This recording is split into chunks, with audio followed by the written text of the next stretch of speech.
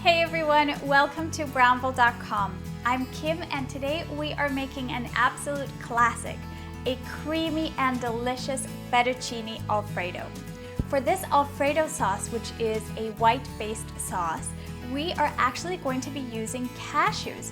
I don't know if you've seen our kitchen tip on how to soak cashews and use them as a base for creamy sauces, but that's exactly what we're going to do today. We're also going to be topping our pasta at the very end with our famous almond parm. Here's our kitchen tip on how to make that in case you don't have it already in your pantry.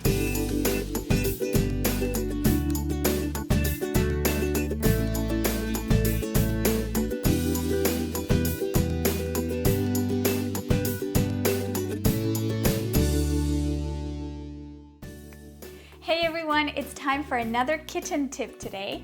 We are going to make a delicious vegan version of Parmesan cheese, and we're going to do it with only 2 ingredients, nuts and sea salt.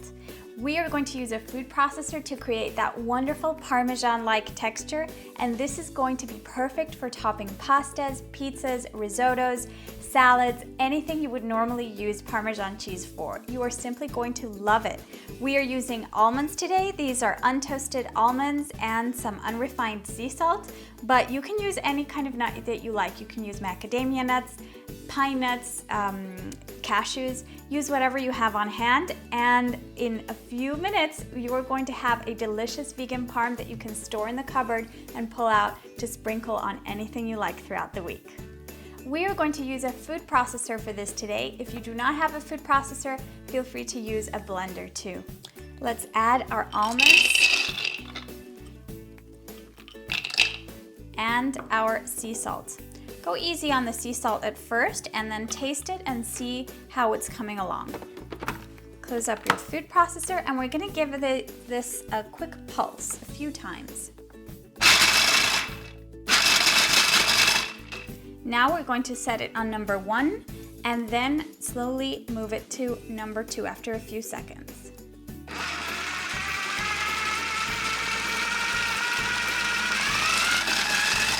Let's open it up and see how it's coming along.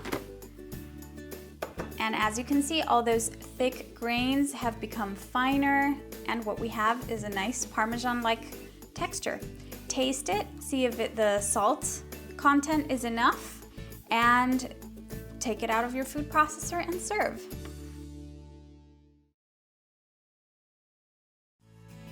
The first step is to create your base sauce. Now don't forget, the night before, or at least 4 hours before you're going to make this recipe, I want you to soak your cashews in water. This is going to make them pliable, and you'll see how this becomes a smooth sauce. You won't even believe it. So the next ingredient we're gonna add is some white wine. Some vermouth is also nice here.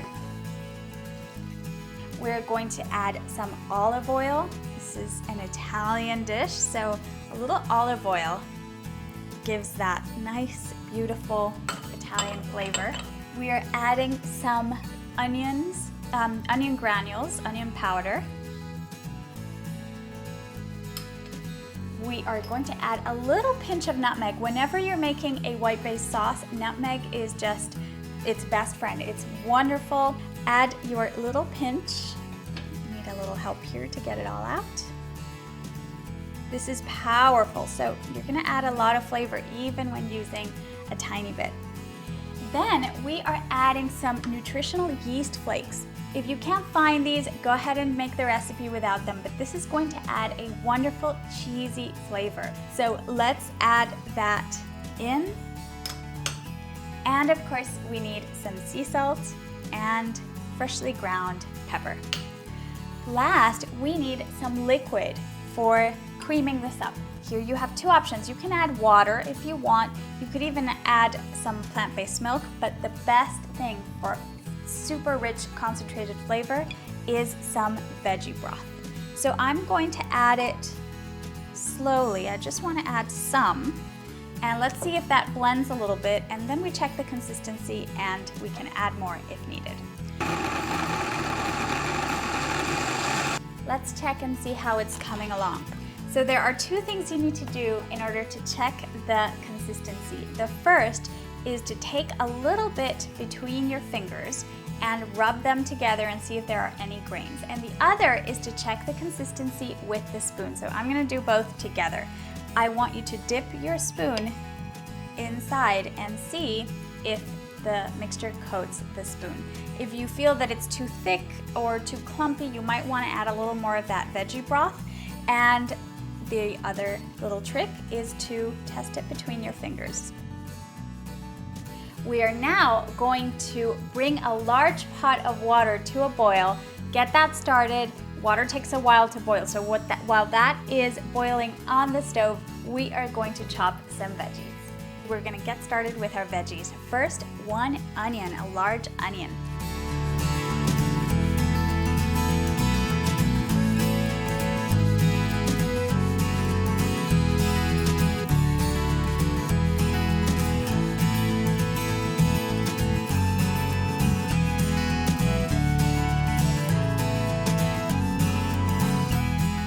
And now we're gonna cut some shallots.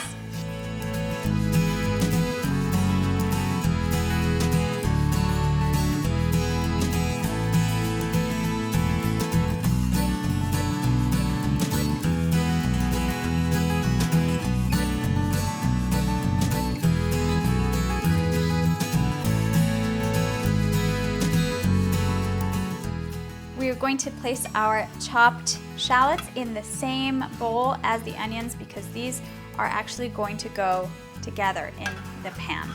What we do want to keep separate is our garlic, which we're going to chop next. So just remove them from the head.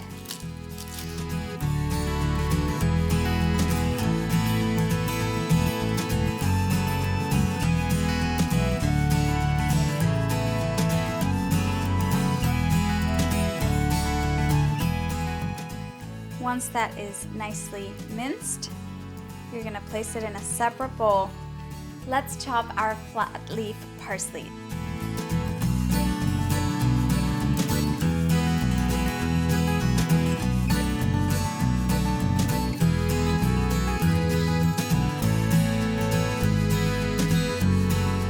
Place that in a separate bowl, and now we're ready to head to the stove.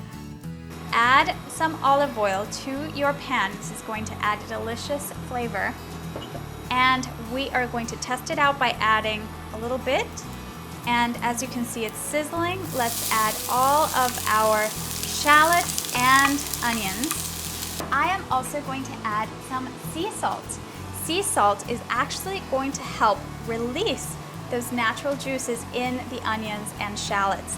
While your onions are sweating, we have our boiling water here, so we are going to start by adding some sea salt.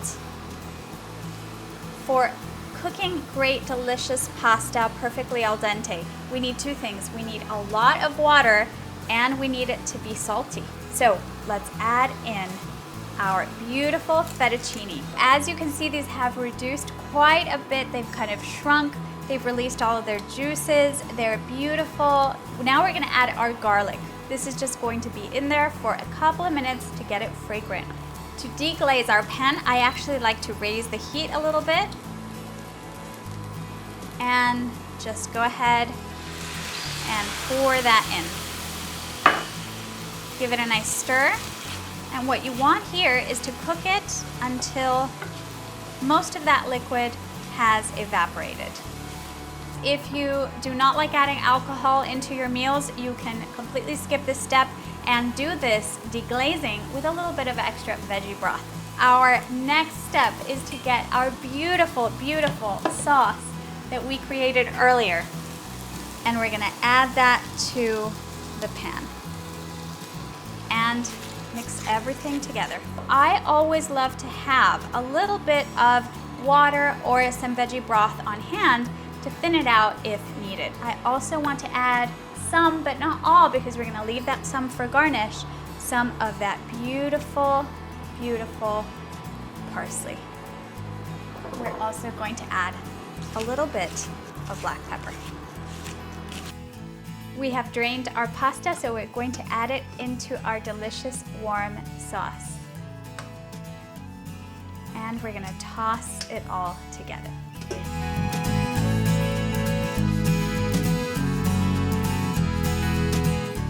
Our pasta bowl is ready here. We're going to top that with a little bit of our almond parm. And of course, some of those extra little bits of parsley.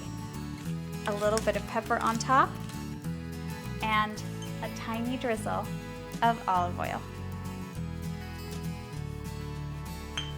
All you need to do now is grab a fork, and I'll see you again very soon at brownble.com.